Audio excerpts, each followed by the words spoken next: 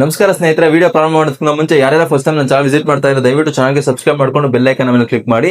ನಿನ್ನೆ ಎಪಿಸೋಡ್ ಪ್ರಾರಂಭ ಆಗ್ತಾನೆ ಬಿಗ್ ಬಾಸ್ ಮನೆಯಲ್ಲಿರುವಂತ ಕಂಟೆಸ್ಟೆಂಟ್ ಗಳೆಲ್ಲರಿಗೂ ತುಂಬಾ ಅಂದ್ರೆ ತುಂಬಾ ಸರ್ಪ್ರೈಸಿಂಗ್ ಆಗಿತ್ತು. ಅದೇನಪ್ಪಾ ಅಂದ್ರೆ ಬಿಗ್ ಬಾಸ್ ಮನೆ ಈ ಒಂದು ವಾರದ ಮಟ್ಟಿಗೆ BB ಕಾಲೇಜ್ ಆಗಿರಲಿದೆ. ಅಂಡ್ ಬಿಗ್ ಬಾಸ್ ಮನೆಯಲ್ಲಿರುವಂತ ಕಂಟೆಸ್ಟೆಂಟ್ ಗಳು ಎರಡು ಗ್ರೂಪ್ ಗಳಾಗಿ ಡಿವೈಡ್ ಆಗಿದ್ದಾರೆ. ಅದು red house versus blue house ಅಂದ್ಬಿಟ್ಟು. ಅಂಡ್ ಎಪಿಸೋಡ್ ಪ್ರಾರಂಭವಾಗ್ತಾನೆ ಏನು ಕಿಚ್ಚನ ಪಂಚಾಯತಿಲಿ ರಘು ಅವರನ್ನು ಚಾಲೆಂಜ್ ಮಾಡಿದ್ರು, ಗಿಲ್ಲಿ ನಡನ್ ತಗೊಂಡೋಗಿ ನಾನು ಸ್ವಿಮ್ಮಿಂಗ್ ಪೂಲ್ಗೆ ಹಾಕ್ತೀನಿ ಅಂತ. ಆ ಒಂದು ಚಾಲೆಂಜ್ ನ ಕಂಪ್ಲೀಟ್ ಮಾಡಿದ್ರು, ಗಿಲ್ಲಿ ನಡನ್ ತಗೊಂಡೋಗಿ ಸ್ವಿಮ್ಮಿಂಗ್ ಪೂಲ್ ಗೆ ಎಸೆದ್ರು. ಬಿಗ್ ಬಾಸ್ ಮನೆಯಲ್ಲಿ ನನಗೆ ಗಿಲ್ಲಿ ಅವ್ರನ್ನ ನೋಡಿದ್ರೆ ತುಂಬಾ ಅಂದ್ರೆ ತುಂಬಾ ರೆಸ್ಪೆಕ್ಟ್ ಬರುತ್ತೆ. ಯಾಕೆ ಅಂದ್ರೆ ಗಿಲ್ಲಿ ಅವರು ಅವರ ವಿರುದ್ಧವಾಗಿ ಬೇರೆ ಕಂಟೆಸ್ಟೆಂಟ್ ಗಳು ಏನೇ ಮಾಡಿದ್ರು ಅದನ್ನು ಸಹ ತುಂಬಾ ಫನ್ನಿಯಾಗಿ ತಗೊಂತಾ ಇದಾರೆ. ಅದರಿಂದ ಸಹ ಫನ್ ಅನ್ನೇ ಕ್ರಿಯೇಟ್ ಮಾಡ್ತಾ ಇದಾರೆ. ಎಲ್ಲೋ ಒಂದ್ ಕಡೆ ಸಿಂಪತಿ ಗೇಮ್ ಆಡ್ಬೇಕು ಅಥವಾ ಫೇಕ್ ಆಗಿರುವಂತ ಗಲಾಟೆ ಇಟ್ಕೊಂಡು ನಾನು ಫುಟೇಜ್ ನ ತಗೊಬೇಕು ಅನ್ನೋ ಒಂದು ಭಾವನೆ ಅವ್ರ ಮೈಂಡ್ ಅಲ್ಲಿ ಇಲ್ಲ. ಯಾಕೆ ಈ ಒಂದು ಮಾತನ್ನ ಹೇಳ್ತಾ ಇದ್ದೀನಿ ಅಂದ್ರೆ, ನೀವು ಏನು ಮೀಸೆ ಬೋಡ್ಸಿದ್ದು ಸಿಚುವೇಶನ್ ತಗೊಂಡ್ರು ಅಥವಾ ಕಾಯಿನ್ಸ್ ನ ಕಸಿದುಕೊಳ್ಬೇಕಾದ್ರೆ ತುಂಬಾ ಫಿಸಿಕಲ್ ಆಗಿ ಅವ್ರ ಹತ್ರ ಇದ್ದಂತ ಕಾಯಿನ್ಸ್ ನ ಕಿತ್ಕೊಂಡಿದ್ದಾಗಿರ್ಬೋದು. ಅಂಡ್ ಕೆಲವೊಂದು ವಿಚಾರಗಳೇನು ನಾವು ನೋಡ್ಕೊಂಡ್ರೆ ಅಲ್ಲಿ ಬೇರೆ ಯಾವುದೇ ಕಂಟೆಸ್ಟೆಂಟ್ಸ್ ಇದ್ರು ಸಹ ಸಿಂಪತಿ ಗೇಮ್ ಮಾಡೋದಕ್ಕೆ ಪ್ರಯತ್ನ ಪಡ್ತಾರೆ.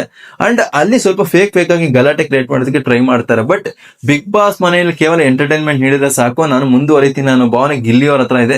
ಸೊ ಯಾವುದೇ ರೀತಿಯ ಸಿಂಪತಿ ಗೇಮ್ ಮಾಡೋದಕ್ಕೆ ಹೋಗ್ತಾ ಇಲ್ಲ. ಬೇರೆ ಕಂಟೆಸ್ಟೆಂಟ್ ಗಳ ಜೊತೆ ತುಂಬಾನೇ ಚೆನ್ನಾಗಿದ್ದಾರೆ, ತುಂಬಾ ಸ್ಪಾಂಟಿನಿಯಸ್ ಆಗಿ ತಗೊಂತಾ ಇದ್ದಾರೆ. ಫನ್ ಮೂಲಕನೇ ಮನೆಯಲ್ಲಿರುವಂತಹ ಕಂಟೆಸ್ಟೆಂಟ್ ಗಳನ್ನು ನಗಿಸ್ತಾ ಇದ್ದಾರೆ, ಹೊರಗಡೆಯಿಂದ ಜನಗಳನ್ನು ಸಹ ನಗಿಸ್ತಾ ಇದ್ದಾರೆ. ಇವತ್ತಿನ ಎಪಿಸೋಡ್ ನಲ್ಲಂತೂ ಸಹ ಗಿಲ್ಲಿ ಅವರು ತುಂಬಾ ಅಂದ್ರೆ ತುಂಬಾನೇ ಫನ್ ಮಾಡಿದ್ರು ಬಿಗ್ ಬಾಸ್ ಮನೆಯಲ್ಲಿ. ಬಿಗ್ ಬಾಸ್ ನೀಡಿದಂತಹ ಸೀರಿಯಸ್ ಟಾಸ್ಕ್ ನಲ್ಲೂ ಸಹ ಅವ್ರದೇ ರೀತಿಯ ಫನ್ ಮಾಡ್ತಾ ಇದ್ರು. ಅಂಡ್ ಬಿಗ್ ಬಾಸ್ ಮನೆಯಲ್ಲಿ ಮಾಡುವವ್ರು ಏನು ಸರಿಯಾಗಿ ಕಾಣಿಸ್ಕೊಳ್ತಾ ಇಲ್ಲ, ಮಾಡುವವರು ಸರಿಯಾಗಿ ಮಾತಾಡ್ತಾ ಇಲ್ಲ ಅನ್ನೋ ಒಂದು ಭಾವನೆ ಇದೆ. ಎಪಿಸೋಡ್ ನಲ್ಲಿ ಮಾಡುವವ್ರ ಕಡೆಯಿಂದ ತುಂಬಾ ಅಂದ್ರೆ ತುಂಬಾ ಸ್ಟ್ರಾಂಗ್ ಆಗಿರುವಂತ ಒಂದು ಆನ್ಸರ್ ಬಂದಂಗ ಆಯ್ತು. ಅದೇನಪ್ಪ ಅಂದ್ರೆ ತುಂಬಾ ಉತ್ತಮ ರೀತಿಯ ಒಂದು ಸಾಂಗ್ ಆಡಿದ್ರು. ನನಗೆ ಎಲ್ಲೋ ಒಂದ್ ಕಡೆ ಮಾಡುವವರು ಅವ್ರು ಉತ್ತರ ಕರ್ನಾಟಕದಿಂದ ಬಂದಿರೋದ್ರಿಂದ ಅವರ ಒಂದು ಭಾಷೆ ಜನಗಳಿಗೆ ಅಷ್ಟು ಬೇಗ ಅರ್ಥ ಆಗೋದಿಲ್ಲ, ತುಂಬಾ ಸ್ಪೀಡ್ ಆಗಿದೆ ಮಾತು ಅಂದ್ಬಿಟ್ಟು ಎಲ್ಲೋ ಒಂದ್ ಕಡೆ ಮೈಂಡ್ ಸ್ಟ್ರಾಂಗ್ ಆಗಿ ಕೂತಿರೋದ್ರಿಂದ ಅವ್ರು ಜಾಸ್ತಿ ಮಾತಾಡ್ತಾ ಇಲ್ಲ ಕಾನ್ವರ್ಸೇಷನ್ ಬಿಗ್ ಬಾಸ್ ಮನೆಯಲ್ಲಿ ಅಂತ ನನಗೆ ಅನಿಸ್ತಾ ಇದೆ. ಬಟ್ ತೆಲಿಕಾಗಸ್ಟ್ ಆಗುವಂತ ಪ್ರತಿಯೊಂದು ಎಪಿಸೋಡ್ ಪ್ರತಿ ದಿನ ಏನಾದ್ರು ಒಂದ್ ಸಾಂಗ್ ಎರಡ್ ಸಾಂಗ್ ತುಂಬಾ ಅಂದ್ರೆ ತುಂಬಾ ಉತ್ತಮ ರೀತಿಯಲ್ಲಿ ಆಡಿದ್ದಾರೆ ಅಂದ್ರೆ ಎಲ್ಲೋ ಒಂದ್ ಕಡೆ ಇವ್ರ ಸಾಂಗ್ ಗೆನೆ ಫ್ಯಾನ್ಸ್ ಮತ್ತೆ ಕ್ರಿಯೇಟ್ ಆಗಿ ಇವರು ಬಿಗ್ ಬಾಸ್ ಮನೆ ಮುಂದಿನ ವಾರಗಳು ಸಹ ಕಂಟಿನ್ಯೂ ಆಗ್ಬೋದು ಅಂತ ನನಗೆ ಅನಿಸ್ತಾ ಇದೆ. ಸೊ ಅದರಿಂದ ಆದಷ್ಟು ಮಾಡೋರು ಸಿಂಗಿಂಗ್ ಕಡೆ ಗಮನ ಕೊಡ್ಬೇಕು. ಸಿಂಗಿಂಗ್ ಕಡೆ ಗಮನ ಕೊಟ್ರೆ ಅದನ್ನೇ ಇಷ್ಟಪಡುವಂತ ಒಂದು ಸಪರೇಟ್ ಆದಂತ ಜನಗಳು ಇರ್ತಾರೆ. ಸೊ ಬಿಗ್ ಬಾಸ್ ಮನೇಲಿ ಇವರು ಸಹ ಮುಂದುವರಿತಾರೆ ಅಂತ ನನಗೆ ಅನಿಸ್ತು. ನಂತರ ಬಿಗ್ ಬಾಸ್ ಹಾಲ್ ನಲ್ಲಿ ಎಲ್ಲಾರು ಸೋಫಾ ಮೇಲೆ ಕೂರಿಸಿ ಬಿಗ್ ಬಾಸ್ ಈ ಮನೆಯ ಕಾಲೇಜ್ ಟೀಮ್ ಏನ್ ಕೊಟ್ಟಿದೆ ಟಾಸ್ಕ್, ಆ ಒಂದು ಟಾಸ್ಕ್ ಯಾವ ರೀತಿ ಇರಲಿದೆ ಅಂದ್ಬಿಟ್ಟು ಎಕ್ಸ್ಪ್ಲೈನ್ ಮಾಡಿದ್ರು. ಅದೇನಪ್ಪಾ ಅಂದ್ರೆ ಬಿಗ್ ಬಾಸ್ ಮನೆ ಈ ಒಂದು ವಾರ ಇವರೇನು ಕಳೆದೋಗಿರೋ ಜೀವನದಲ್ಲಿ ಕಾಲೇಜ್ ಡೇಸ್ ನ ಮರ್ತೋಗಿದ್ದಾರೆ. ಆ ರೀತಿಯ ಫನ್ ಇರುತ್ತೆ, ಲವ್ ಇರುತ್ತೆ. ಮೈನ್ಲಿ ಬಿಗ್ ಬಾಸ್ ಮನೆಯಲ್ಲಿ ಏನು ಅಂದ್ರೆ ಈಗಾಗಲೇ ಎರಡು ಟೀಮ್ ಗಳಾಗಿ ಡಿವೈಡ್ ಆಗಿದ್ದಾರೆ, red house and blue house. ಇವರು ಇಬ್ಬರು ವಿರುದ್ಧ ಒಬ್ಬರು ಕಂಡ್ರೆ ಒಬ್ರಿಗೆ ಆಗಲ್ಲ, ಅಗತನ ಇರ್ತದೆ, ದ್ವೇಷ ಇರ್ತದೆ ಅಂತ ಹೇಳಿದ್ರು. ಸೊ ಈಗಲೇ ನಮ್ಗೆ ಅರ್ಥ ಆಗುತ್ತೆ ಏನಪ್ಪಾ ಅಂದ್ರೆ ಬಿಗ್ ಬಾಸ್ ಈ ಒಂದು ವಾರ ಕೇವಲ ಫನ್ ಆಗಿರೋದ್ರಲ್ಲಿ ತುಂಬಾ ವೈಲ್ಡ್ ಆಗು ಸಹ ಇರ್ತದೆ ಅಂತ ಅರ್ಥ ಆಯ್ತು. ಅಂಡ್ ಈ ಟೆಲಿಕಾಸ್ಟ್ ಆದಂತ ಈ ಎಪಿಸೋಡ್ ನಲ್ಲೇ ತುಂಬಾ ಅಂದ್ರೆ ತುಂಬಾ ವೈಲ್ಡ್ ಆಗಿತ್ತು. ಒಬ್ಬರು ವಿರುದ್ಧವಾಗಿ ಒಬ್ರು ಯಾಕೆ ಬಿಗ್ ಬಾಸ್ ಮನೆ ಇರೋದಕ್ಕೆ ಯೋಗ್ಯತೆ ಇಲ್ಲ ಅಂದ್ಬಿಟ್ಟು ಮಾತಾಡ್ಬೇಕಾಗಿತ್ತು. ಅಂಡ್ ಬಿಗ್ ಬಾಸ್ ಮನೆ ಇದೇನ್ ಕಾಲೇಜ್ ಥೀಮ್ ಕೊಟ್ಟಿದ್ದಾರೆ ಟಾಸ್ಕ್, ಇದಕ್ಕೆ ರೆಟ್ರೋ ಸ್ಟೈಲ್ ನಲ್ಲಿ ಬಟ್ಟೆಗೆ ಉಡುಪುಗಳನ್ನು ಬಿಗ್ ಬಾಸ್ ಅವರಿಗೆ ಕಳಿಸ್ಕೊಟ್ಟಿದ್ರು. ರೆಟ್ರೋ ಸ್ಟೈಲ್ ನಲ್ಲಿ ತುಂಬಾ ಚೆನ್ನಾಗಿ ಕಾಣಿಸ್ತಾ ಇದ್ರು ಬಿಗ್ ಬಾಸ್ ಮನೆ ಇರೋದಂತ ಕಂಟೆಸ್ಟೆಂಟ್ ಗಳು. ಅಂಡ್ ಈಗಲ್ಲಿ ನಾವು ವೈಟ್ ಮಾಡ್ತಾ ಇದ್ದಂತಹ ಏನ್ ಎಪಿಸೋಡ್ ಇತ್ತು ಅದೇನಪ್ಪಾ ಅಂದ್ರೆ ಅಶ್ವಿನಿ ಗೌಡ ವರ್ಸಸ್ ಜಾನ್ವಿ, ಒಬ್ಬರ ವಿರುದ್ಧವಾಗಿ ಒಬ್ರು ದೂಷಣೆ ಮಾಡ್ಕೊಂಡಿದ್ದಾಗಿರ್ಬೋದು, ಮಾತಾಡಿದ್ದಾಗಿರ್ಬೋದು. ಅದಕ್ಕೆ ಮುಖ್ಯವಾದ ಕಾರಣ ಏನಪ್ಪಾ ಅಂದ್ರೆ ಬಿಗ್ ಬಾಸ್ ಒಂದು ಟಾಸ್ಕ್ ಕೊಟ್ರೆ ಅದೇನಪ್ಪಾ ಅಂದ್ರೆ blue house versus red house, ಒಬ್ಬರ ವಿರುದ್ಧವಾಗಿ ಒಬ್ರು ಮಾತಾಡ್ಬೇಕು, ಒಬ್ಬರ ವಿರುದ್ಧವಾಗಿ ಒಬ್ರು. ಯಾಕೆ ಬಿಗ್ ಬಾಸ್ ಮನೆಯಲ್ಲಿ ಇವರಿರಲು ಅರ್ಹರಿದ್ದಾರೆ, ಎದುರಾಳಿ ಕಂಟೆಸ್ಟೆಂಟ್ ಇರೋದಕ್ಕೆ ಅರ್ಹತೆ ಇಲ್ಲ ಅಂದ್ಬಿಟ್ಟು ಮಾತಾಡ್ಬೇಕಾಯ್ತು. ಈ ಒಂದು ಟಾಸ್ಕ್ ನಲ್ಲಿ ಮೊದಲಿಗೆ ಬಂದವರು ಕಾವ್ಯ ಮತ್ತೆ ರಾಶಿಕಾ ಅವರು. ಕಾವ್ಯ ಅವರು ರಾಶಿಕಾ ಅವರಿಗೆ ಕೊಟ್ಟಿದ್ದ ರೀಸನ್ ಏನಪ್ಪಾ ಅಂದ್ರೆ, ರಾಶಿಕಾ ಅವರು ಬಿಗ್ ಬಾಸ್ ಮನೆಗೆ ಬಂದ ಮೊದಲಿನಿಂದಲೂ ಸಹ ಯಾವುದೋ ಒಬ್ಬ ಕಂಟೆಸ್ಟೆಂಟ್ ಮೇಲೆ ತುಂಬಾ ಅಂದ್ರೆ ತುಂಬಾ ಡಿಪೆಂಡ್ ಆಗೇನೆ ಮನೇಲಿ ಕಂಟಿನ್ಯೂ ಆಗ್ತಾ ಇದಾರೆ. ಇಂಡಿವಿಜುವಲ್ ಗೇಮ್ ಎಲ್ಲೂ ಆಡ್ತಾ ಇಲ್ಲ ಅಂತ ಹೇಳಿದ್ರು. ಇದಕ್ಕೆ ರಾಶಿಕಾ ಅವರು ಸಹ ಸೇಮ್ ಅದೇ ರೀಸನ್ ನ ಕೊಟ್ರು, ಕಾವ್ಯ ಅವ್ರ ಮೇಲೆ ನೀವು ಗೆಲ್ಲಿಯವ್ರ ಮೇಲೆ ಡಿಪೆಂಡೆಂಟ್ ಆಗಿನೇ ಆಡ್ಕೊಂಡ್ ಬಂದ್ರು, ಗೆಲ್ಲಿಯವ್ರ ಜೊತೆಗಿದ್ದಕ್ಕೆ ಇಲ್ಲಿವರೆಗೂ ಬಂದ್ರಿ ಅಂತ ಹೇಳಿದ್ರು. ಬಟ್ ಕಾವ್ಯ ಅವರು ಅದಕ್ಕೆ ತುಂಬಾ ಸ್ಟ್ರಾಂಗ್ ಆಗಿರುವಂತ ಕೌಂಟ್ರನ್ನ ಕೊಟ್ರು. ಗಿಲ್ಲಿ ನಟ ಜೊತೆ ನಾನು ಇಲ್ದೇನೆ ಒಂದು ವಾರ ಫುಲ್ ಸ್ಟ್ರಾಂಗ್ ಆಗಿ ನನ್ನ ಗೇಮ್ ನಾನು ಇಂಡಿವಿಜುವಲ್ ಆಗಿ ಆಡೋ ಕೆಪಾಬಿಲಿಟಿ ನನ್ಗಿದೆ, ನಾನು ಆಡಿ ತೋರಿಸ್ತೀನಿ.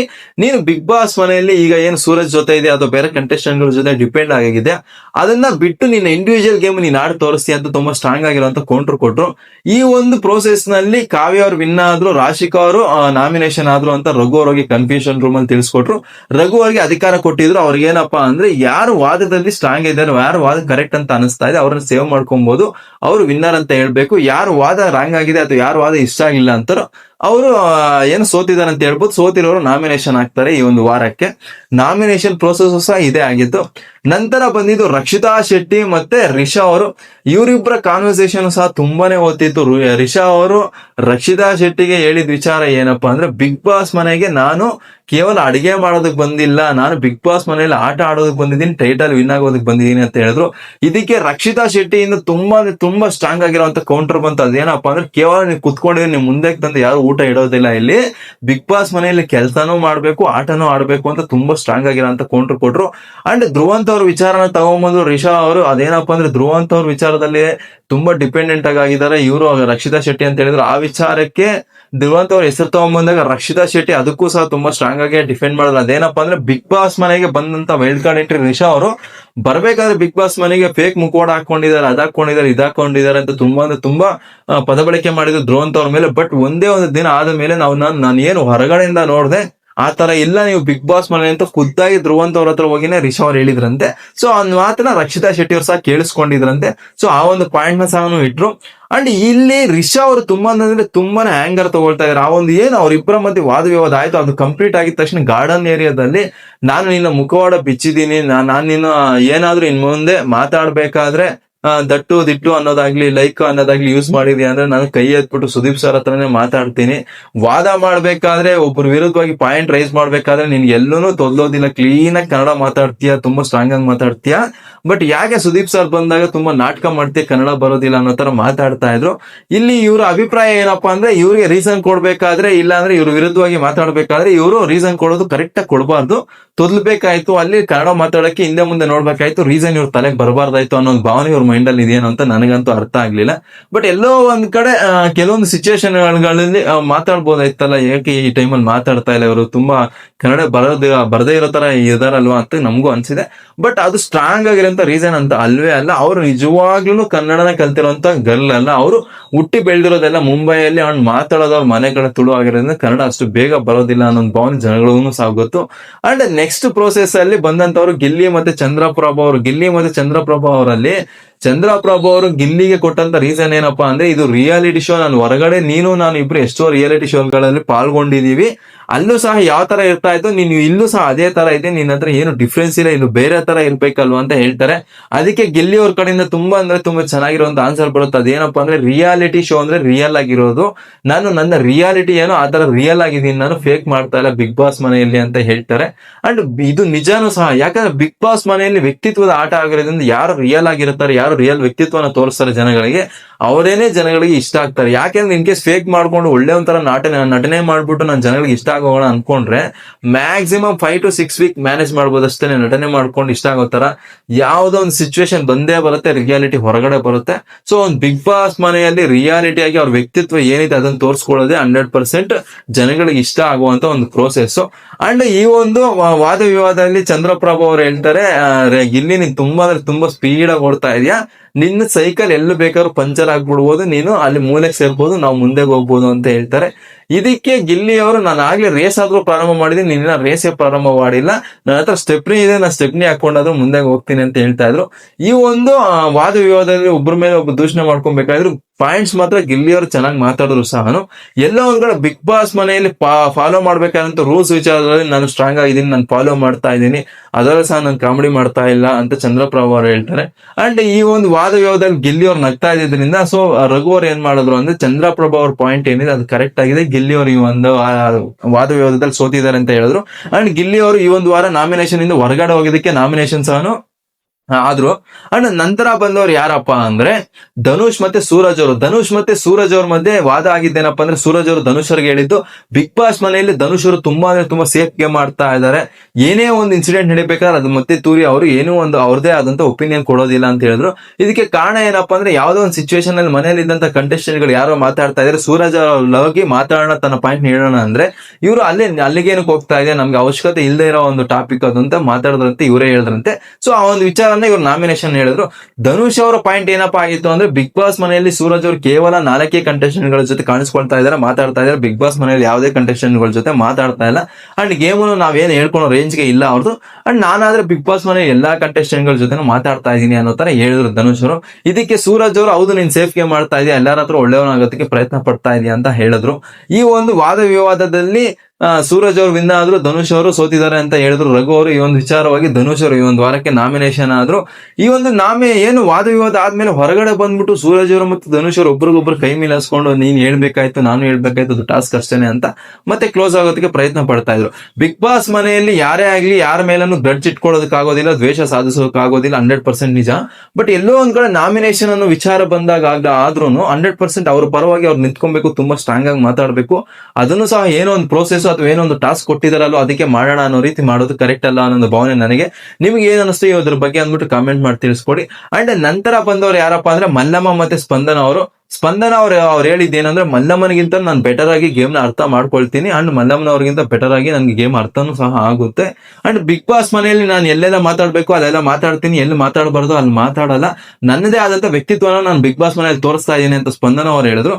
ಅದಕ್ಕೆ ಮಲ್ಲಮ್ಮನವರು ಕೊಟ್ಟಂತ ರೀಸನ್ ಏನಪ್ಪಾ ಅಂದ್ರೆ, ನನ್ನ ಏಜ್ ನಲ್ಲಿ ನೀನ್ ಈ ರಂಜಿಗೆ ಸಹ ಆಡಕ್ಕಾಗೋದಿಲ್ಲ, ನಾನು ನಿನ್ಗೆ ಚಾಲೆಂಜ್ ಮಾಡ್ತಾನೆ ಬಿಗ್ ಬಾಸ್ ಮನೆಯಲ್ಲಿ, ನೀನ್ ಏನೇ ಕೆಲಸ ಮಾಡೋ ಅದಕ್ಕಿಂತ ಡಬಲ್ ಆಗಿ ನಾನ್ ಮಾಡ್ತೀನಿ, ಅಥವಾ ನೀನ್ ಏನೇ ಟಾಸ್ಕ್ ಅದಕ್ಕಿಂತ ಚೆನ್ನಾಗಿ ನಾನೇ ಆಡ್ತೀನಿ ಅಂತ ಹೇಳಿದ್ರು. ಅಂಡ್ ಎಲ್ಲೋ ಒಂದ್ ಕಡೆ ಇದೇ ರೀಸನ್ ತಗೊಂಡ್ಬಂದ್ರು ಸ್ಪಂದನ ಅವ್ರು. ಅದೇನಪ್ಪಾ ಅಂದ್ರೆ, ಬಿಗ್ ಬಾಸ್ ಮನೆಯಲ್ಲಿ ಏನೇ ಒಂದು ಇನ್ಸಿಡೆಂಟ್ ನಡೀಬೇಕಾದ್ರು ಸರ್ ಮಲ್ಲಮ್ಮನವರ ಒಂದು ಇನ್ವಾಲ್ವ್ಮೆಂಟ್ ಇರೋದಿಲ್ಲ ಅಂತ ಹೇಳಿದ್ರು. ಅದಕ್ಕೆ ಮಲ್ಲಮ್ಮನವರು ನಾನು ಇನ್ವಾಲ್ವ್ಮೆಂಟ್ ತೋರ್ಸಕ್ ಬರ್ತೀನಿ ಅಂದ್ರೂ ಸಹ ಬೇರೆ ಕಂಟೆಸ್ಟೆಂಟ್ ಗಳು ಬೇಡ ಅಂತ ದೂರ ಇಡ್ತಾರೆ, ನಾನು ಏನ್ ಮಾಡ್ಲಿ ಅಂತ ಹೇಳ್ತಾರೆ. ಅದಕ್ಕೆ ಸ್ಪಂದನ ಅವರು ನೀವು ಬೇಡ ಇನ್ವಾಲ್ವ್ ಆಗ್ಬೇಡ ಅಂದ್ರೆ ನೀನೇ ಇನ್ವಾಲ್ವ್ ಆಗ್ಬೇಡ, ನಾನು ಇನ್ವಾಲ್ವ್ ಆಗ್ತೀನಿ ಅಂತ ಹೇಳ್ಬಿಟ್ಟು ಇನ್ವಾಲ್ವ್ ಆಗ್ಬೇಕು ಮಲ್ಲಮ್ಮನವ್ರೆ ಅಂತ ಹೇಳಿದ್ರು. ಈ ಒಂದು ವಾದ ವಿವಾದದಲ್ಲಿ ಸ್ಪಂದನ ಅವ್ರು ವಿನ್ ಆದ್ರು, ಮಲ್ಲಮ್ಮನವ್ರು ಸೋತ್ರು ಅಂತ ರಘು ಅವರು ಅನೌನ್ಸ್ ಮಾಡಿದ್ರು. ಅಂಡ್ ಮಲ್ಲಮ್ಮನವರು ಈ ಒಂದು ವಾರ ಬಿಗ್ ಬಾಸ್ ಮನೆಯಿಂದ ಹೊರಗಡೆ ಬರೋದಕ್ಕೆ ನಾಮಿನೇಷನ್ ಸಹನು ಆದ್ರು. ಈ ಒಂದು ಎಪಿಸೋಡ್ ನಲ್ಲಿ ನಾವು ಈಗಾಗಲೇ ವೆಯ್ಟ್ ಮಾಡ್ತಾ ಇದ್ದಂತ ಒಂದು ಕಾಲಘಟ್ಟ ಅದು ಏನಪ್ಪಾ ಅಂದ್ರೆ, ಅಶ್ವಿನಿ ಗೌಡ ವರ್ಸಸ್ ಜಾನ್ವಿ. ಒಬ್ಬರ ವಿರುದ್ಧವಾಗಿ ಹೇಗೆ ದೂಷಣೆ ಮಾಡ್ಕೊಂಡ್ರು, ಇಬ್ಬರ ವಿರುದ್ಧವಾಗಿ ಹೇಗೆ ಮಾತಾಡಿದ್ರು ಅಂತ ಈಗಾಗಲೇ ವೆಯ್ಟ್ ಮಾಡ್ತಾ ಇದ್ರು ಬಿಗ್ ಬಾಸ್ ಮನೆಯಲ್ಲಿ ಇದ್ದಂತಹ ಕಂಟೆಸ್ಟೆಂಟ್ ಗಳು ಅಷ್ಟೇನೆ, ಹೊರಗಡೆ ನೋಡ್ತಾ ಇರೋಂತ ವೀಕ್ಷಕರು ಅಷ್ಟೇನೆ. ಇದಕ್ಕೆಲ್ಲ ಮುಖ್ಯವಾದ ಕಾರಣ ಏನಪ್ಪಾ ಅಂದ್ರೆ, ಕಳೆದ 3-4 ವಾರಗಳಿಂದ ಜಾನ್ವಿ ಮತ್ತೆ ಅಶ್ವಿನಿ ಗೌಡರು ಜಂಟಿಯಾಗಿ ಏನೋ ಸ್ವಲ್ಪ ಕ್ಲೋಸ್ ಆಗಿ ಫ್ರೆಂಡ್ಸ್ ಆಗಿ ಬಿಗ್ ಬಾಸ್ ಮನೆಯಲ್ಲಿ ಎಲ್ಲಾ ಕಂಟೆಸ್ಟೆಂಟ್ ಗಳ ಮೇಲೆ ದಬ್ಬಳಕೆ ಮಾಡ್ತಾ ಇದ್ರು, ಪದಬಳಕೆ ಮಾಡ್ತಾ ಇದ್ರು. ಅಂಡ್ ಜಾನ್ವಿ ಅವರು ಮತ್ತೆ ಅಶ್ವಿನಿ ಗೌಡ ಅವ್ರ ಮಧ್ಯೆ ಇಷ್ಟೆಲ್ಲ ಭಿನ್ನಾಭಿಪ್ರಾಯ ಇದೆಯಾ, ಒಬ್ಬರ ಮೇಲೆ ಒಬ್ಬರಿಗೆ ಇಷ್ಟೆಲ್ಲ ಪ್ರಾಬ್ಲಮ್ಸ್ ಇದೆಯಾ ಅಂತ ಈ ಒಂದು ಎಪಿಸೋಡ್ ನಲ್ಲಿ ಗೊತ್ತಾಯ್ತು. ಈ ಒಂದು ಎಪಿಸೋಡ್ ನಲ್ಲಿ ಸಹ ಬಿಗ್ ಬಾಸ್ ಅವರು ಸಹ ಅದೇ ತರನೇ ಟಾಸ್ಕ್ ನ ಡೀಲ್ ಮಾಡಿದ್ರು. ಅಶ್ವಿನಿ ಗೌಡ ವರ್ಸಸ್ ಜಾನ್ವಿನೇ ಕರೆದ್ರು. ಅಶ್ವಿನಿ ಗೌಡ ಯಾಕೆ ಬಿಗ್ ಬಾಸ್ ಮನೆಯಲ್ಲಿ ಇರೋದಕ್ಕೆ ಅವ್ರಿಗೆ ಅರ್ಹತೆ ಇಲ್ಲ ಅಂದ್ಬಿಟ್ಟು ಜಾನ್ವಿ ಅವ್ರು ಹೇಳ್ಬೇಕಾಯ್ತು, ಜಾನ್ವಿ ಅವ್ರಿಗೆ ಯಾಕೆ ಅರ್ಹತೆ ಇಲ್ಲ ಅಂದ್ಬಿಟ್ಟು ಅಶ್ವಿನಿ ಗೌಡ ಹೇಳ್ಬೇಕಾಯ್ತು. ಈ ಒಂದು ಪ್ರೋಸೆಸ್ ಮೊದಲಿಗೆ ಪ್ರಾರಂಭವಾಗಿದ್ದು ತುಂಬಾ ಶುಗರ್ ಕೋಟೆಡ್ ಆಗಿ ಒಬ್ರನ್ನೊಬ್ರು ಹೊಗಳೋ ತರನೇ ಇಂಡೈರೆಕ್ಟ್ ಆಗಿ ಟೀಕೆ ಮಾಡೋ ತರ ಮಾತಾಡ್ತಾ ಇದ್ರು. ಅದಕ್ಕೆ ಬಿಗ್ ಬಾಸ್ ಕಡೆಯಿಂದ ವಾಯ್ಸ್ ಬಂತು, ಇದು ಸೀರಿಯಸ್ ಆಗಿರುವಂತ ಒಂದು ಪ್ರೋಸೆಸ್, ಬಿಗ್ ಬಾಸ್ ಮನೆಯಿಂದ ಹೊರಗಡೆ ಹೋಗೋ ನಾಮಿನೇಷನ್ ಪ್ರೋಸೆಸ್ ಆಗಿದೆ, ಇದರಿಂದ ಇದು ಸೀರಿಯಸ್ ಆಗಿರೋಂಥ ಪ್ರೋಸೆಸ್, ಇದನ್ನ ಕಾಮಿಡಿ ಮಾಡಕ್ ಹೋಗ್ಬೇಡಿ ಅಂತ ಸ್ಟ್ರಾಂಗ್ ಆಗಿ ಹೇಳಿದ್ರು. ಅಂಡ್ ಅಲ್ಲಿದ್ದಂತಹ ಸಂಚಾಲಕರಾದಂತ ಪ್ರಿನ್ಸಿಪಲ್ ಆದಂತ ರಘು ಅವ್ರಿಗೂ ಸಹ ಹೇಳಿದ್ರು, ಈ ಒಂದು ಪ್ರೋಸೆಸ್ ನ ತುಂಬಾ ಸ್ಟ್ರಾಂಗ್ ಆಗಿರುವಂತ ಪ್ರೋಸೆಸ್, ಇದು ಸೀರಿಯಸ್ ಆಗಿ ನಡ್ಸ್ಕೊಡಿ, ನೀವೇ ಡಿಸಿಷನ್ ತಗೊಳ್ಳಿ ಅಂತ. ಮತ್ತೆ ಇವ್ರೇನ್ ಫನ್ ಆಗಿ ನೈಸಾಗಿ ಮಾತಾಡ್ತಾ ಇದ್ರು. ಸೀರಿಯಸ್ ಮಟ್ಟಿಗೆ ಒಂದೊಂದು ಚೋರು ಜಾಸ್ತಿ ಆಯ್ತು ಹೋಯ್ತು. ಮೊದಲಿಗೆ ಸೀರಿಯಸ್ ಆಗಿ ಪ್ರಾರಂಭ ಮಾಡಿದವರು ಅಶ್ವಿನಿ ಗೌಡ ಪ್ರಾರಂಭ ಮಾಡ್ತಾನೆ ಪದೇ ಜಾನ್ವಿ ಅವರ ಸ್ನೇಹದಿಂದ ಅಶ್ವಿನಿ ಗೌಡ ಅವ್ರಿಗೆ ಕಳಂಕ ಬಂತು. ಎಲ್ಲೋ ಒಂದ್ ಕಡೆ ನಿಮ್ಮ ಬೇಳೆ ಬೇಯಿಸ್ಕೊಳ್ಳೋದಕ್ಕೆ ನನ್ನ ಕೆಟ್ಟೋಳ್ ಮಾಡ್ತಾ ಇದ್ದೀರಾ ಬಿಗ್ ಬಾಸ್ ಮನೆಯಲ್ಲಿ ಅಂತ ಪದೇ ಅಶ್ವಿನಿ ಅವರು ಮಾತಾಡ್ತಾ ಇದ್ರು. ಅಶ್ವಿನಿ ಅವರು ಸೀರಿಯಸ್ ಆಗಿನೇ ದೂಷಣೆ ಮಾಡ್ತಾ ಇದ್ರು ಸಹ ಜಾನ್ವಿ ಅವ್ರು ನಗ್ತಾ ಇದ್ರು, ತುಂಬಾ ಫನ್ ಆಗಿ ತಗೊಂತಾ ಇದ್ರು ಪ್ರಾರಂಭದಲ್ಲಿ. ಯಾವಾಗ ಅಶ್ವಿನಿ ಅವ್ರ ಕಡೆಯಿಂದ ಪದೇ ನಿಮ್ಮಿಂದ ನನ್ ಕಳಂಕ ಬಂತು, ನನ್ ಗೇಮ್ ಆಡಾಯ್ತು ಅಂತ ಪದೇ ಮಾತು ಬರ್ತಾ ಇತ್ತು, ಅವಾಗ ಜಾನ್ವಿ ಅವ್ರಿಗೆ ಅರ್ಥ ಆಯ್ತು. ಅವಾಗ ಜಾನ್ವಿ ಅವ್ರು ಎಚ್ಚೆತ್ಕೊಂಡ್ರು, ಓಕೆ ನಿಜವಾಗ್ಲೂ ಅಶ್ವಿನಿ ಗೌಡ ಅವರು ನನ್ನ ವಿರುದ್ಧವಾಗಿ ಮಾತಾಡ್ತಾ ಇದ್ದಾರೆ, ದೂಷಣೆ ಮಾಡ್ತಾ ಇದ್ದಾರೆ. ಇನ್ ಕೇಸ್ ಏನಾದ್ರು ನನ್ನ ಪರವಾಗಿ ನಾನು ಇವಾಗ ಸ್ಟ್ಯಾಂಡ್ ತಗೊಂಡಿಲ್ಲ, ನಾನು ಅಶ್ವಿನಿ ಗೌಡ ವಿರುದ್ಧವಾಗಿ ಮಾತಾಡ್ಲಿಲ್ಲ ಈಗ ಅಂದ್ರೆ ಬಿಗ್ ಬಾಸ್ ಮನೆಯಲ್ಲಿ ನನ್ನ ಸಮಯ ಮುಗ್ದಂಗೆನೆ ನಾನು ಹೊರಗಡೆ ಹೋಗ್ಬೇಕು ಅನ್ನೋ ಒಂದು ಕ್ಲಾರಿಟಿ ಆಗ ಬಂತು ಜಾನ್ವಿ ಅವರಿಗೆ. ಜಾನ್ವಿ ಅವರು ಅವಾಗ ಅಶ್ವಿನಿ ಗೌಡ ವಿರುದ್ಧವಾಗಿ ಮಾತಾಡೋದಕ್ಕೆ ಪ್ರಾರಂಭ ಮಾಡಿದ್ರು. ಏನ್ ಇವ್ರು ದೂಷಣೆ ಅಂತ ಹೇಳಿದ್ರು ಅಥವಾ ಏನ್ ಕಳಂಕ ಬಂದಿದೆ ಅಂತ ಮಾತಾಡಿದ್ರು ಅಶ್ವಿನಿ ಗೌಡ ಅವರು, ಅದರ ವಿಚಾರವಾಗಿ ಜಾನ್ವಿ ಅವರು ನೀವೊಂದು ಸ್ನೇಹಕ್ಕೆ ಕಳಂಕ ಅಂತ ಹೇಳ್ತಾ ಇದ್ರ ಜೊತೆಲಿ ಇಟ್ಕೊಂಡು ಅಂತ ಪ್ರಾರಂಭ ಮಾಡಿದ್ರು. ಈ ಒಂದು ವಿಚಾರದಲ್ಲಿ ಜಾನಿ ಅವ್ರು ಕೊಟ್ಟಂತಹ ಒಂದು ಎಕ್ಸಾಂಪಲ್ ಏನಪ್ಪಾ ಅಂದ್ರೆ ಆಮೆ ಮೊಲ ರೇಸ್ ನ ಎಕ್ಸಾಂಪಲ್ ಆಗಿ ಕೊಟ್ರು. ಆಮೆ ಮೊಲ ರೇಸ್ ನಲ್ಲಿ ನೀವು ಆಮೆ ಆಗಿರ್ಬೋದು, ಆಮೆ ಮೊಲ ರೇಸ್ ನಲ್ಲಿ ನೀವು ಮೊಲ ಆಗಿರ್ಬೋದು, ನೀವು ಜೋರಾಗಿ ಓಡ್ತಾ ಇರಬಹುದು, ಬಟ್ ನಾನು ಸ್ಟಡಿ ಅಂಡ್ ಸ್ಟೇಬಲ್ ಆಗಿ ಆಮೆ ತರ ಇರ್ಬೋದು. ನೀವು ನಾನು ಎಲ್ಲೋ ಜೋರಾಗಿದ್ದೀನಿ ಓಡ್ತಾ ಇದೀನಿ ಅನ್ನೋ ಸಿಚುವೇಶನ್ ನೀವು ಮಲಗಿದಾಗ ನನ್ಗೆ ರೇಸ್ ನ ವಿನ್ ಆಗ್ಬೋದು ಅಂತ ಹೇಳಿದ್ರು. ಇದಕ್ಕೆ ಅಶ್ವಿನಿ ಗೌಡ ಅವ್ರು, ಹಂಗಾದ್ರೆ ನೀವು ನನ್ನ ಮುಂದೆ ತಳ್ಬಿಟ್ಟು ಬಾವಿಗೆ ನೀವು ವಿನ್ ಆಗೋದಕ್ಕೆ ನೋಡ್ತಾ ಇದ್ರ, ನನ್ನ ಕೆಟ್ಟೋಳ್ ಮಾಡ್ಬಿಟ್ಟು ಬಾವಿಗೆ ತೊಳೋದಕ್ಕೆ ನೋಡ್ತಾ ಇದ್ರ, ಇದೇನ ಸ್ನೇಹ? ಇಂಥ ಸ್ನೇಹಕ್ಕೆ ನಾವು ಫುಲ್ ಸ್ಟಾಪ್ ಇಡೋಣ, ಅದು ಇದು ಅಂತ ಜೋರಾಗಿ ಮಾತಾಡಿದ್ರು. ಅಂಡ್ ಇನ್ನೊಂದು ವಿಚಾರದಲ್ಲಿ ಏನಪ್ಪಾ ಅಂದ್ರೆ, ನೀವು ನನ್ನ ಜೊತೆಲಿ ಇರೋ ಸ್ನೇಹ ಕೇವಲ ಸ್ಟ್ರಾಟಜಿ ಆಗಿರ್ಬೋದಲ್ಲ ನಿಮ್ಮದು ಅನ್ನೋ ಒಂದು ವಿಚಾರನ ಸಹ ಅಶ್ವಿನಿ ಗೌಡ ಅವ್ರು ಮಾತಾಡಿದ್ರು. ಈ ಒಂದು ವಾದ ವಿವಾದದಲ್ಲಿ ಜಾನ್ವಿ ಅವರು ಅಶ್ವಿನಿ ಗೌಡ ಅವ್ರನ್ನ ದೂಷಣೆ ಮಾಡೋದಕ್ಕಿಂತ ಜಾಸ್ತಿ ಅಶ್ವಿನಿ ಗೌಡ ಅವರು ಜಾನ್ವಿ ಅವ್ರನ್ನ ದೂಷಣೆ ಮಾಡಿದ್ದು ನಮ್ಗೆ ಕಾಣಿಸ್ತಾ ಇತ್ತು. ಎಲ್ಲೋ ಒಂದ್ ಕಡೆ ಸ್ನೇಹದ ಹೆಸರಲ್ಲಿ ಇವರು ಒಬ್ಬರ ವಿರುದ್ಧವಾಗಿ ಒಬ್ಬರಿಗೆ ತುಂಬಾ ಅಂದ್ರೆ ತುಂಬಾ ಭಿನ್ನಾಭಿಪ್ರಾಯ ಇದ್ರು ಬಿಗ್ ಬಾಸ್ ಮನೆಯಲ್ಲಿ ಬೇರೆ ಕಂಟೆಸ್ಟೆಂಟ್ಗಳು ಇವ್ರ ಜೊತೆ ಬೆರೀತಾ ಇಲ್ಲ ಅಥವಾ ಮಾತು ಕೇಳ್ತಾ ಇಲ್ಲ ಅನ್ನೋ ವಿಚಾರಕ್ಕೆ ಇವರಿಬ್ರು ಕ್ಲೋಸ್ ಆಗಿದ್ರ ಬಿಗ್ ಬಾಸ್ ಮನೇಲಿ ಅನ್ನೋ ಒಂದು ಡೌಟ್ ಬರೋ ತರ ನೆನ್ನೆ ಎಪಿಸೋಡ್ ಇತ್ತು. ಯಾಕೆ ಅಂದ್ರೆ ಇವರು ಒಬ್ಬರ ವಿರುದ್ಧವಾಗಿ ಒಬ್ರು ಮಾತಾಡಿದ್ದು ರೀಸನ್ಸ್ ಆಗಿರ್ಬೋದು, ದೂಷಣೆಗಳಾಗಿರ್ಬೋದು, ಆ ತರ ಇತ್ತು. ಬಿಗ್ ಬಾಸ್ ಮನೆಯಲ್ಲಿ ಯಾಕೆ ಇವ್ರು ಇರೋದಕ್ಕೆ ಅರ್ಹತೆ ಇದೆ, ಈ ಎದುರಾಳಿ ಕಂಟೆಸ್ಟೆಂಟ್ ಇರೋದಕ್ಕೆ ಅರ್ಹತೆ ಇಲ್ಲ ಅನ್ನೋದ್ರ ಕುರಿತಾಗಿ ಮಾತಾಡೋದ್ರ ಬದಲಾಗಿ ಅವರಿಂದ ಇವ್ರಿಗೇನಾಯ್ತು, ಇವರಿಂದ ಅವ್ರಿಗೇನಾಯ್ತು ಅಂತ ಮಾತಾಡೋ ವಿಚಾರದಲ್ಲೇ ಇವರು ಅವರಿಂದ ನನಗ್ ಬೇಡ ಆಯ್ತು, ನನ್ನಿಂದ ಅವ್ರಿಗೆ ಬೇಡ ಆಯ್ತು ಅಂತ ವಿಚಾರನೇ ತುಂಬಾ ಹೊತ್ತು ಮಾತಾಡಿದ್ರು. ಓಕೆ, ನನಗೆ ಈ ತರ ಅರ್ಹತೆ ಇದೆ, ನಾನು ಜಾಸ್ತಿ ಮಾತಾಡ್ತಾ ಇದ್ದೀನಿ, ನಾನು ಜಾಸ್ತಿ ಆಕ್ಟಿವ್ ಆಗಿದ್ದೀನಿ, ನಾನು ಜಾಸ್ತಿ ಚೆನ್ನಾಗಿ ಗೇಮ್ಸ್ ಆಡ್ತೀನಿ, ಅವ್ರು ಆತರ ಆಡೋದಿಲ್ಲ, ಅವ್ರ ಅದಕ್ಕೆ ಬಿಗ್ ಬಾಸ್ ಮನೆ ಇರೋದು ಬೇಡ ಅಂತ ಆತರ ರೀಸನ್ ಕೊಡೋಕೆ ಇವ್ರು ನೋಡ್ಲಿಲ್ಲ. ಅವ್ರು ಏನ್ ರೀಸನ್ ಕೊಡಕ್ ಹೋದ್ರೆ ಅವರಿಂದ ನಾನ್ ಬೇಡ ಅದೇ, ನಾನ್ ಕೆಟ್ಟೋಳಾದೆ, ನನ್ಗೆ ಹಂಗಾಯ್ತು, ನನ್ಗೆ ಹಿಂಗಾಯ್ತು, ನನ್ ಬಾವಿಗೆ ತೊಳೆದ್ರು, ಇಲ್ಲಾಂದ್ರೆ ಅವ್ರು ನೀವು ಮುಂದೆ ಹೋಗ್ತಾ ಇರೋ ಬಿದ್ದೋಗ್ತೀರಾ, ನಾನು ಆಮೇಲೆ ಸ್ಟಡಿ ಆಗಿ ಹೋಗ್ತೀನಿ, ಈ ತರ ಒಬ್ಬರ ಮೇಲೆ ಒಬ್ರು ದೂಷಣೆ ಮಾಡ್ಕೊಳ್ತಾನೆ ಹೋದ್ರು ಈ ಒಂದು ಪ್ರೋಸೆಸ್ ನಲ್ಲಿ. ಅಂಡ್ ಈ ಒಂದು ಪ್ರೋಸೆಸ್ ನಲ್ಲಿ ಏನು ರಘು ಅವರು ಇದಾರೆ, ರಘು ಅವರು ಜಾನ್ವಿ ಅವರ ಒಂದು ಟಾಪಿಕ್ ಆಗಿರ್ಬೋದು, ಜಾನ್ವಿ ಅವರ ಸೆಲ್ಫ್ ಸ್ಟ್ಯಾಂಡ್ ಆಗಿರ್ಬೋದು ತುಂಬಾ ಇಷ್ಟ ಆಯ್ತು ನನಗೆ. ಮೊದಲ ಬಾರಿಗೆ ಅವ್ರು ಅಶ್ವಿನಿ ಗೌಡ ಅವ್ರ ವಿರುದ್ಧವಾಗಿ ಮಾತಾಡಿದ್ರು. ಅಂಡ್ ಮಾತಾಡಿದಂತ ಪಾಯಿಂಟ್ಸ್ ಎಲ್ಲ ಸ್ವಲ್ಪ ಲಾಜಿಕ್ ಆಗಿತ್ತು ಅಂತ ಅವ್ರನ್ನ ವಿನ್ನರ್ ಆಗಿ ತಗೊಂಡ್ರು. ಅಶ್ವಿನಿ ಗೌಡ ಅವ್ರನ್ನ ಬಿಗ್ ಬಾಸ್ ಮನೆಯಿಂದ ಹೊರಗಡೆ ಕಳಿಸೋದಕ್ಕೆ ನಾಮಿನೇಷನ್ ಮಾಡಿದ್ರು. ಈ ಒಂದು ಪ್ರೋಸೆಸ್ ನಲ್ಲಿ ನಿಮಗೆ ಏನ್ ಅನಿಸ್ತು? ಅಶ್ವಿನಿ ಗೌಡ ವರ್ಸಸ್ ಜಾನ್ವಿಯಲ್ಲಿ ಯಾರು ಕರೆಕ್ಟ್ ಅನ್ಸಿದ್ರು, ಯಾರು ರಾಂಗ್ ಅನ್ಸಿದ್ರು? ಈ ಒಂದು ಪ್ರೋಸೆಸ್ ತುಂಬಾ ಅಂದ್ರೆ ತುಂಬಾ ವೈಲ್ಡ್ ಆಗಿ ಹೋಯ್ತು ಅಂತ ನಿಮಗೆ ಅನಿಸ್ತಾ ಇಲ್ಲ ಅಂದ್ಬಿಟ್ಟು ಕಾಮೆಂಟ್ ಮಾಡ್ಕೊಳ್ಳಿ, ತಿಳಿಸ್ಕೊಳ್ಳಿ, ಮಿಸ್ ಮಾಡಿದೆ. ನಂತರ ಮಾಳು ಮತ್ತೆ ಅಭಿ ಅವ್ರದ್ದು ರೀಸನ್ ಮತ್ತೆ ಅದ್ರಲ್ಲಿ ಏನಪ್ಪಾ ಅಂದ್ರೆ, ಮಾಳು ಅವರು ಅಭಿ ಅವ್ರಿಗೆ ಕೊಟ್ಟಿದ್ದ ರೀಸನ್ ಏನಂದ್ರೆ, ಗೇಮ್ ಆಡುವಂತ ಕೇಪಬಲ್ ಇದ್ರು ಸಹ ಅಭಿ ಅವ್ರು ಆಡ್ತಾ ಇಲ್ಲ ಅಂದ್ರೆ ಬಿಗ್ ಬಾಸ್ ಮನೇಲಿ ಅಷ್ಟೊಂದು ಇನ್ವಾಲ್ವ್ಮೆಂಟ್ ಇಲ್ಲ ಅವ್ರದ್ದು ಅಂತ ಅವ್ರು ಹೇಳಿದ್ರು. ಅದಕ್ಕೆ ಮಾಳು ಅವರಿಗೆ ವಿರುದ್ಧವಾಗಿ ಅಭಿ ಅವ್ರು ಏನ್ ಹೇಳಿದ್ರು ಅಂದ್ರೆ, ಮಾಳು ಅವ್ರದ್ದು ನನ್ಗಿಂತ ಗೇಮ್ ಅಷ್ಟೊಂದು ಚೆನ್ನಾಗಿಲ್ಲ, ಅಂಡ್ ಬಿಗ್ ಬಾಸ್ ಮನೆಯಲ್ಲಿ ಅವ್ರು ಸರಿಯಾಗಿ ಮಾತಾಡ್ತಾನೆ ಇಲ್ಲ, ಕಂಟೆಸ್ಟೆಂಟ್ ಗಳ ಜೊತೆ ಕಾಣಿಸ್ಕೊಳ್ತಾನೂ ಇಲ್ಲ ಅಂತ ಹೇಳಿದ್ರು.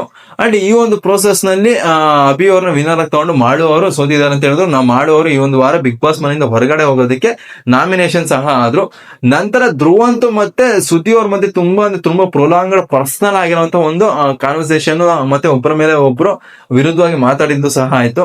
ಏನು ಸುದ್ದಿ ಅವರು ಮಾತುಗಳ ಮೂಲಕ ಬ್ರೈನ್ ಕೈ ಹಾಕ್ತಾರೆ, ಅದು ಸಹ ಈ ಒಂದು ಎಪಿಸೋಡ್ ನಲ್ಲಿ ಆಯ್ತು. ಧ್ರುವಂತ್ ಅವ್ರ ವಿರುದ್ಧವಾಗಿ ಮತ್ತೆ ಪದ ಬಳಕೆ ಮಾಡಿದ್ರು ಸುದ್ದಿ ಅವ್ರ. ಏನಪ್ಪಾ ಅಂದ್ರೆ, ಬಿಗ್ ಬಾಸ್ ಮನೇಲಿ ಈಗಾಗಲೇ ಬಕೆಟ್ ಗಳಿದೆ, ನೀವು ಬಕೆಟ್ ಆಗೋದಕ್ಕೆ ಹೋಗ್ಬೇಡಿ ಅಂತ. ಇದಕ್ಕೆಲ್ಲ ಕಾರಣ ಏನಪ್ಪಾ ಅಂದ್ರೆ, ಬಿಗ್ ಬಾಸ್ ಮನೆಯಲ್ಲಿ ಧ್ರುವಂತ್ ಅವ್ರು ಏನಿದೆ, ಧ್ರುವಂತ್ ಅವರು ರಕ್ಷಿತಾ ಶೆಟ್ಟಿ ವಿಚಾರದಲ್ಲಿ ಆಗಿರ್ಬೋದು, ಮಲ್ಲಮ್ಮನ ಅವ್ರ ವಿಚಾರದಲ್ಲಿ ಆಗಿರ್ಬೋದು ತುಂಬಾ ಕ್ಲೋಸ್ ಆಗಿರೋದ್ರಿಂದ ಅದೇ ಒಂದು ಟಾಪಿಕ್ ನ ತಗೊಂಡು ಧ್ರುವಂತ್ ಅವ್ರನ್ನ ತುಂಬಾ ಟಾರ್ಗೆಟ್ ಮಾಡ್ತಾ ಇದಾರೆ ಸುದ್ದಿ ಅವ್ರಂತ ಒಂದ್ ಕಡೆ ಅನಿಸ್ತು. ಅಂಡ್ ಧ್ರುವಂತ್ ಅವರು ಸಹ ಸುದ್ದಿ ಅವ್ರ ಮೇಲೆ ತುಂಬಾನೇ ಮಾತಿನ ದಾಳಿ ಮಾಡಿದ್ರು.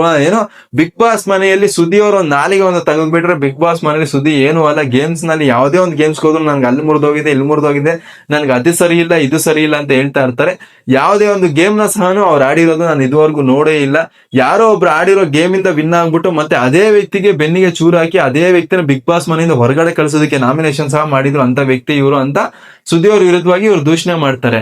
ಅಂಡ್ ಸುದ್ದಿ ಅವರು ತುಂಬಾನೇ ಕೌಂಟರ್ ಕೊಡ್ತಾ ಇದ್ದಾರೆ ಯಾರಿಗೆ, ಧ್ರುವಂತ್ ಅವ್ರಿಗೆ. ಸುದ್ದಿ ಅವ್ರು ಯಾವ ತರ ಅಂದ್ರೆ, ಎದುರಾಳಿ ವ್ಯಕ್ತಿನ ಟ್ರಿಗರ್ ಮಾಡೋದಕ್ಕೆ ಪ್ರಯತ್ನ ಪಡ್ತಾರೆ, ಟಾಂಟ್ ಮಾಡೋದಕ್ಕೆ ಪ್ರಯತ್ನ ಪಡ್ತಾರೆ. ಅವ್ರು ಯಾವುದೇ ಕಾರಣಕ್ಕೆ ಎಷ್ಟೇ ಸ್ಟ್ರಾಂಗ್ ಆಗಿ ಎದುರಾಳಿ ವ್ಯಕ್ತಿ ಪಾಯಿಂಟ್ಸ್ ಹೇಳಿದ್ರು ಸಹ ಅವ್ರು ಡಿಮೋಟಿವೇಟ್ ಆಗೋದಾಗಿರ್ಬೋದು, ಕುಗ್ಗೋದಾಗ್ಲಿ ಅವ್ರು ಎಲ್ಲೂ ನಮ್ಗೆ ಕಾಣಿಸೋದೇ ಇಲ್ಲ. ಅವ್ರಿಗೆ ಎಷ್ಟೇ ಸ್ಟ್ರಾಂಗ್ ಆಗಿರೋ ಪಾಯಿಂಟ್ ತಗೊಂಡ್ರು ಸಹ ಎದುರಾಳಿ ವ್ಯಕ್ತಿನ ಕುಗ್ಸೋಕೆ, ಎದುರಾಳಿ ವ್ಯಕ್ತಿನ ಸ್ವಲ್ಪ ಡಲ್ ಮಾಡೋದಕ್ಕೆ ಇವರು ಪದ ಬಳಕೆ ಅಥವಾ ಆಕ್ಷನ್ಸ್ ಮಾಡೋದಕ್ಕೆ ಪ್ರಯತ್ನ ಪಡ್ತಾರೆ. ಸೊ ಸುದ್ದಿ ಅವ್ರು ಎಲ್ಲೋ ಒಂದ್ ಕಡೆ ಬಿಗ್ ಬಾಸ್ ಗೇಮ್ ನ ತುಂಬಾ ಸ್ಟ್ರಾಂಗ್ ಆಗಿ ಅರ್ಥ ಮಾಡ್ಕೊಂಡಿದ್ದಾರೆ. ಎದುರಾಳಿ ಕಂಟೆಸ್ಟೆಂಟ್ ನ ಸ್ವಲ್ಪ ವೀಕ್ ಮಾಡಿದ್ರೆ ನಾನು ಈಸಿಯಾಗಿ ವಿನ್ ಆಗ್ತೀನಿ ಅನ್ನೋ ಭಾವನೆ ಸಹ ಇವರಲ್ಲಿ ಇದೆ ಅಂತ ನನಗನ್ನಿಸ್ತು.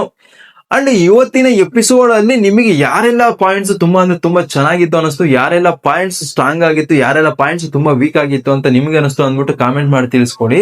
ಅಂಡ್ ಈ ಒಂದು ಎಪಿಸೋಡ್ ನಲ್ಲಿ ನಾವು ಈಗಾಗಲೇ ವೇಟ್ ಮಾಡ್ತಾ ಇದ್ದಂತ ಸಿಚುವೇಶನ್ ಕುರಿತಾಗಿ, ಏನು ಜಾನ್ವಿ ಗೌಡ ವರ್ಸಸ್ ಅಶ್ವಿನಿ ಗೌಡ ವಿಚಾರದಲ್ಲಿ ಯಾರು ಕರೆಕ್ಟ್ ಇದ್ದಾರೆ, ಯಾರು ರಾಂಗ್ ಇದ್ದಾರೆ ಅಂತ ನಿಮ್ಗೆ ಅನಿಸ್ತು ಅಂತ ಕಾಮೆಂಟ್ ಮಾಡಿ ತಿಳಿಸ್ಕೊಡಿ. ಅಂಡ್ ಈ ಒಂದು ವಾರದ ಮಟ್ಟಿಗೆ ಬಿಗ್ ಬಾಸ್ ಏನು ಕಾಲೇಜ್ ಆಗಿ ಎಪಿಸೋಡ್ ಕೊನಸಾಗಲಿದೆ. ಇದರಲ್ಲಿ ಯಾರು ಯಾವ ಒಂದು ಟೀಮು ಈ ಒಂದು ವಾರದ ಕ್ಯಾಪ್ಟನ್ಸಿ ಕಂಟೆಂಡರ್ ಟಾಸ್ಕ್ಗೆ ಆಯ್ಕೆ ಆಗ್ಬೋದು ಅಂತ ನಿಮ್ಗೆ ಅನಿಸ್ತಾ ಇದೆ ಅಂತ ಕಾಮೆಂಟ್ ಮಾಡಿ ತಿಳಿಸ್ಕೊಡಿ. ಅಂಡ್ ಬಿಗ್ ಬಾಸ್ ಮನೆಯಲ್ಲಿ ಕಳೆದ 3-4 ಎಪಿಸೋಡ್ಗಳಿಂದ ನಾವೆಲ್ಲರೂ ನೋಡ್ತಾ ಇದ್ದೀರಿ ರಾಶಿಕಾ ಅಂಡ್ ಸೂರಜ್ ಅವರ ಲವ್ ಸ್ಟೋರಿ. ಈ ರಾಶಿಕಾ ಅಂಡ್ ಸೂರಜ್ ಅವರ ಲವ್ ಸ್ಟೋರಿ ಎಲ್ಲೋ ಒಂದ್ ಕಡೆ ಫೋರ್ಸ್ಡ್ ಲವ್ ಸ್ಟೋರಿ ಆಗಿ ನಮ್ಗೆ ಕಾಣಿಸ್ತಾ ಇದೆ.